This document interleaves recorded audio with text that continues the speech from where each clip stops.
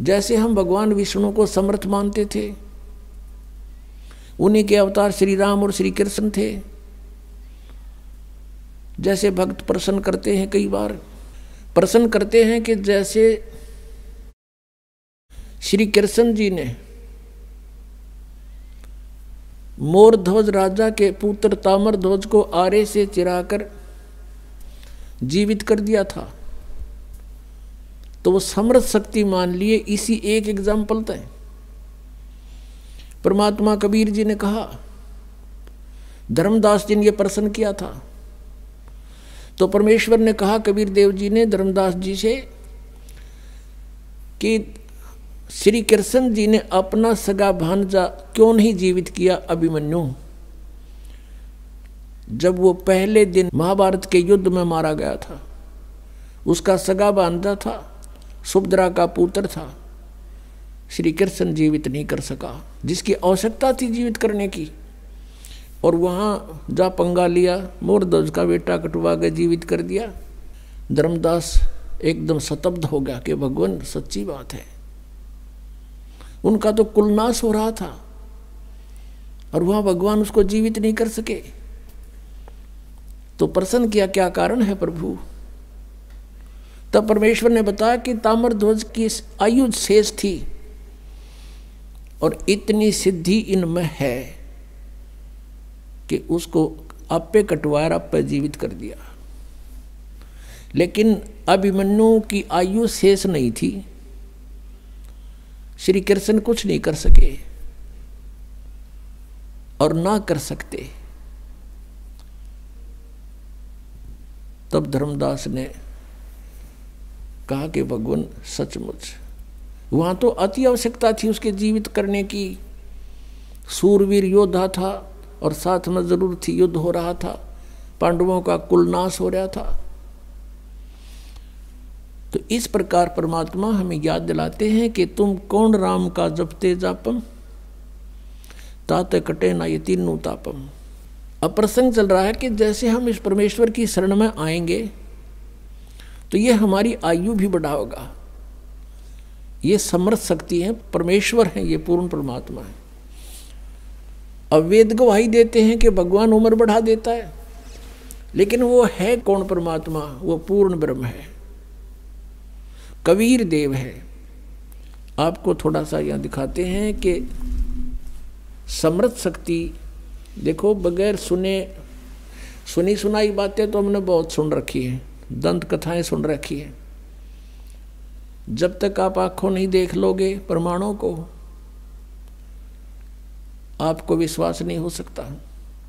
क्योंकि हमने वेदों की आड़ में जो भी वक्ता होते थे, पुराणों का, वेदों का और गीता जी का रेफरेंस देकर सत्संग किया करते थे। और हम ये सोचा करते थे कि संस्कृत के विद्वान हैं, संस्कृत साथ बोल रहे हैं, इन्होंने सदग्रंथों को सही जाना होगा। और ये कहा करते थे कि जो प्रारब्ध है वो तो भोगना ही पड़ेगा, जिसकी आयु जहां समाप्त होगी वो तो होगी ही होगी, इसका कोई विकल्प नहीं।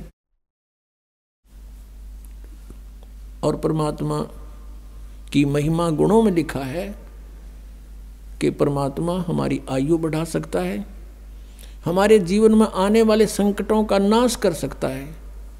वो कर कैसे सकता है? जो उसकी साधना सत्य हो, शास्त्र अनुकूल हो, तब उनको सब राहत मिलती है। परमात्मा हमारी आयु भी बढ़ा सकते हैं, आपको वेदों में दिखाते हैं। क्योंकि शिक्षा का हमें एक लाभ है तो यही है कि हम सदग्रंथों को स्वयं समझ सकते हैं। और जब तक हम नहीं समझेंगे, कोई भी हमें बंडा दे, कुछ भी कह दे, हम उससे की मान लेंगे। जिस कारण से आज तक हम यह भटक रहे हैं, अरे नकली संतों के पीछे लटक रहे हैं। ये देखिएगा, ये है ऋग्वेद, आपको दिखाते हैं ये कहाँ से प्रकाशित है। सर्वदेशिक आर्य प्रतिनिधि सभा, महर्षि दानंद भवन, रामलीला मैदान, नई दिल्ली से। उनके फोन और फैक्स नंबर ये है। ये मुद्रक है Prince Offset Printers 1510 Pataudi house, Daryaganj, New Delhi से। ऋग्वेद मंडल नंबर 10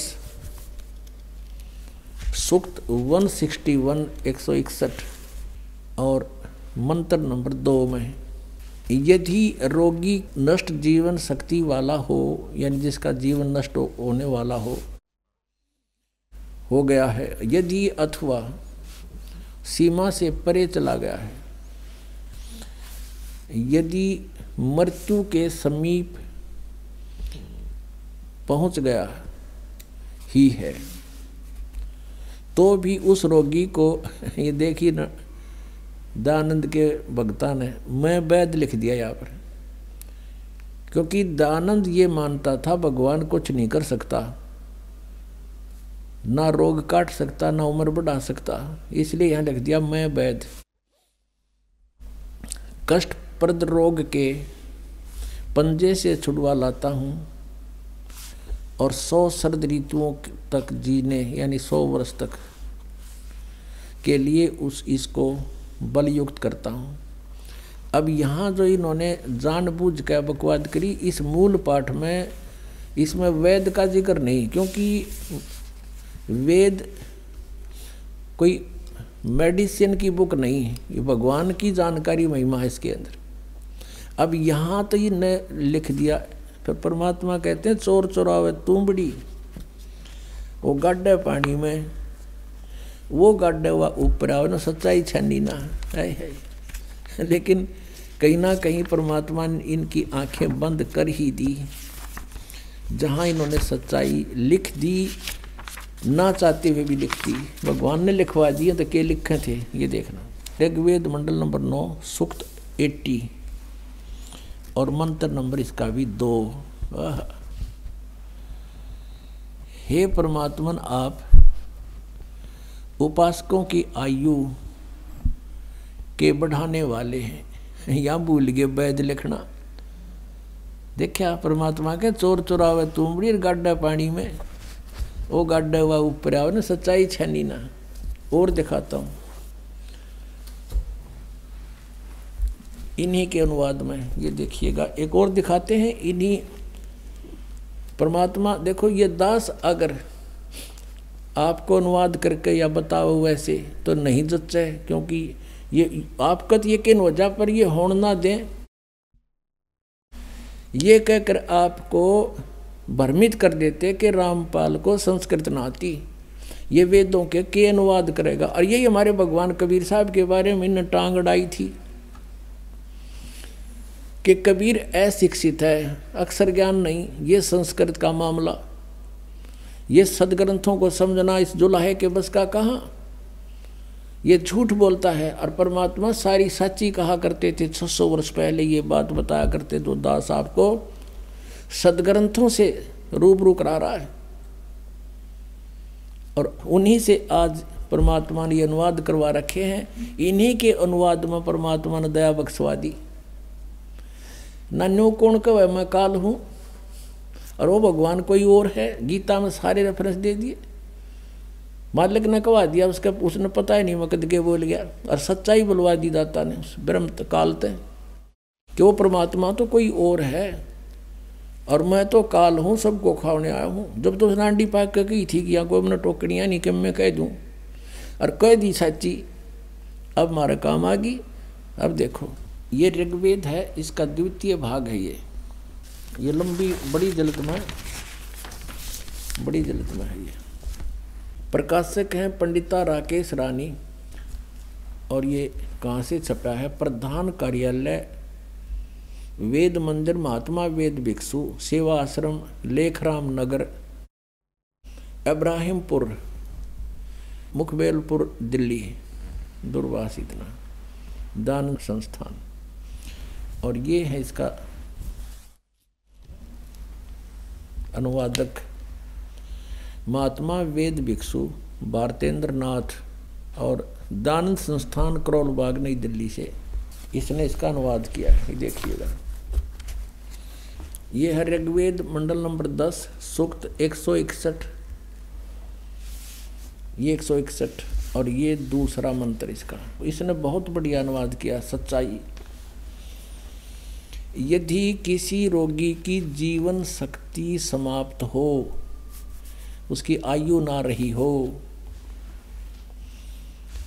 यदि वह सीमा से परे हो गया है, यदि वह मृत्यु के सन्निकट चला गया है, तो भी उसे मैं भारी कष्टप्रद रोग के पंजे से मुक्त कराऊं तथा उसे 7 वर्ष यानी 100 वर्ष के जीवन हेतु बल संपन्न करूं।